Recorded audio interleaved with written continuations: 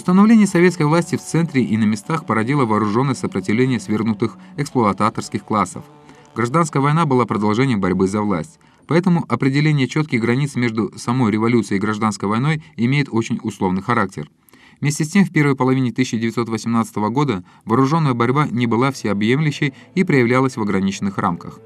Кровопролитная непримиримая война началась во второй половине 1918 года и продолжалась вплоть до конца 1920 года. В Туркестане, в том числе и в Кыргызстане, эта война проходила с особым ожесточением и имела свои отличительные особенности. Летом 1918 года в результате целенаправленной деятельности империалистических держав гражданская война приобрела широкий размах. Объединившиеся с белогвардейцами интервенты Англии, Франции, США и Японии начали открытые военные действия с целью свержения советской власти. Основной их ударной силой стал сформированный еще до революции Чехословацкий корпус, состоящий из чехов и словаков. Численность мятежного корпуса достигала 40 тысяч человек. Захват автоматом Дутовым 3 июля 1918 года города Оренбурга отрезал Туркестан от Центральной России. Для разгрома контрреволюционных сил в Туркестане в июле 1918 года были образованы Актюбинский, Закаспийский и Семиреченский фронты. Военными действиями руководил Туркестанский штаб обороны, фронтами Революционный военный совет Туркестанской республики. Был также назначен главнокомандующий. Особое внимание было уделено формированию новых частей Красной армии. На юге Кыргызстана гражданская война была направлена в основном на борьбу с басмачеством. Басмачество, первоначально возникшее как разновидность национально-освободительной борьбы местного населения, в действительности было реакционным движением. В силу своей многочисленности оседлое население в Южном Кыргызстане было расположено очень плотно. В соответствии с уровнем развития производительных сил оно разделялось на несколько социальных слоев. Рвущиеся к власти местные могачи, недавно народившаяся буржуазия, верхушка мусульманского духовенства были основной движущей силой басмачества. Неверная антирелигиозная политика большевиков, преследование духовенства вызывали раздражение у некоторой части народных масс.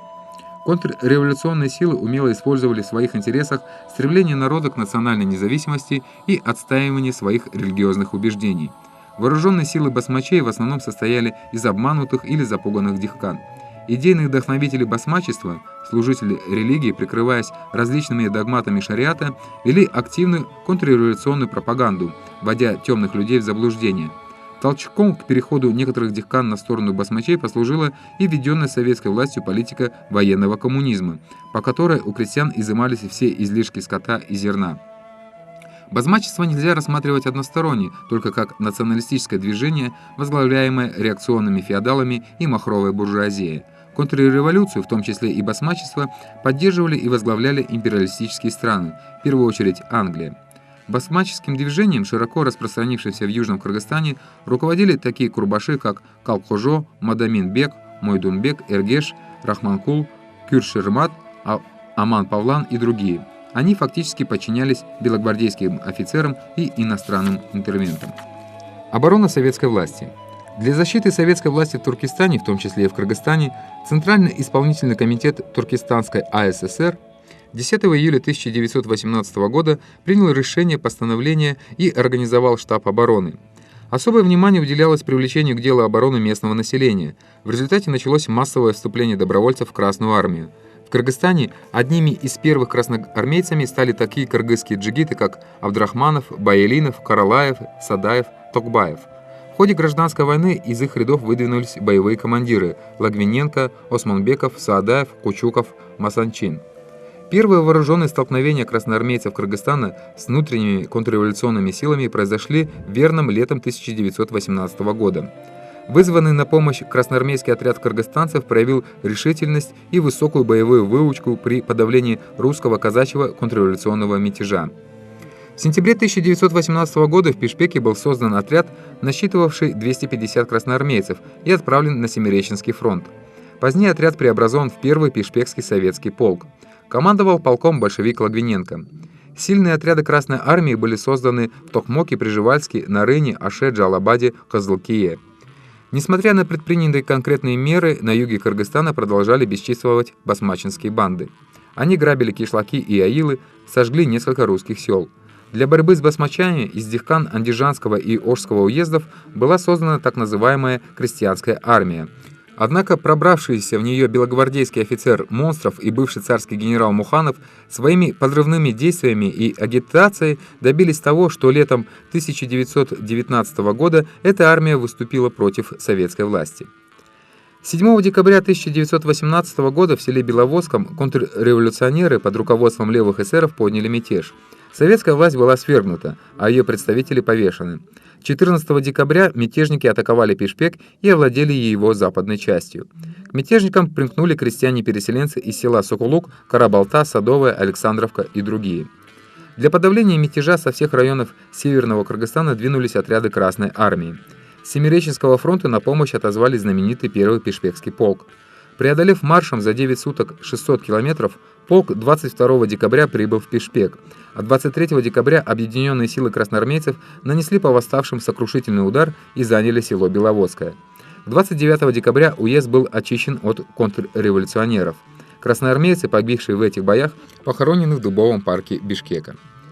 В июле 1919 года белогвардейский отряд ворвался в Прижвальский уезд, занял село Тюб. К нему тут же присоединились богатые крестьяне-переселенцы из сел Николаевка, Покровка, Михайловка, Семеновка. 20 июля белогвардейцы при поддержке мятежных крестьян предприняли штурм города Прижвальское. Целую неделю до подхода красных отрядов из Верного и Токмака стойко оборонялись жители города. 26-27 июля объединенные силы красноармейцев нанесли захватчикам сокрушительный удар. Остатки банды и ее активные организаторы бежали в Китай. Для укрепления советской власти в Туркестане правительство 14 августа 1919 года организовало Туркестанский фронт. Командующим был назначен наш земляк Михаил Васильевич Фрунзе. Все воинские силы Туркестанской республики вошли в его подчинение. После упорных боев с белогвардейскими силами части Красной армии в сентябре 1919 года соединились с туркестанскими войсками. Связь между Ташкентом и Россией была восстановлена. В феврале 1920 года по приказу Фрунзе из казахов и кыргызов в Жетысу была образована особая киргизская кавалерийская бригада. В Токмокском уезде до этого в декабре 1919 года действовал Дунганский кавалерийский полк под командованием Масанчина. На Манганском уезде Османбеков организовал отряд кыргызских добровольцев. Образование национальных частей сыграло в гражданской войне особую роль. Доверие местного населения к советской власти значительно повысилось. В сентябре 1919 года командир крестьянской армии Монстров и Курбаши Мадамин-бек заключили союз о создании автономного правительства. 8 сентября их объединенные силы заняли город Ош, а 17 сентября осадили Андижан. Пришедшие на помощь горожанам отряды Красной армии в конце сентября нанесли вооруженным силам Монстрова и Мадамин-бека сокрушительное поражение. Остатки их войск отошли к Гульче, где они создали временное ферганское правительство. В октябре 1919 года Мадамин-бек созвал Курбашей на совещание, на котором его объявили ханом. После нескольких вооруженных столкновений Монстров 17 января попал в плен. Чувствуя неизбежность поражения, Мадамин-бек 6 марта вышел на переговоры и признал советскую власть. В начале 1920 года Антанта предприняла еще один поход против советской власти. Войска Польши, объединившись с силами Врангеля, в мае напали на Украину. Готовился и новый поход на Туркестан. Главнокомандующий туркестанскими войсками Михаил Фрунзе 7 мая 1920 года отдал приказ о мобилизации в Красную армию местного населения в возрасте от 19 до 35 лет в количестве 30 тысяч человек.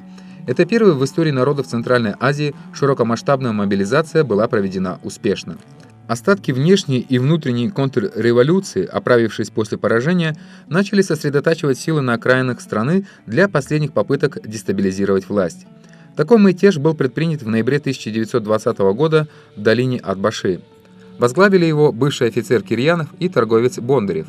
Опираясь на поддержку местных баев и манапов, они совершили в Нарыне контрреволюционный переворот и взяли в плен командование дислоцированного там 23-го полка.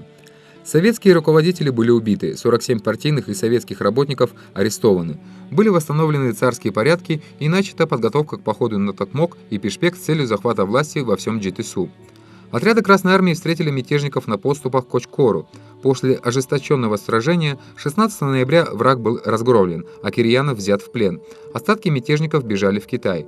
К концу ноября Нарынский уезд был полностью очищен от контрреволюционеров, советская власть восстановлена. Таким образом, гражданская война в конце 1920 года в Кыргызстане была завершена.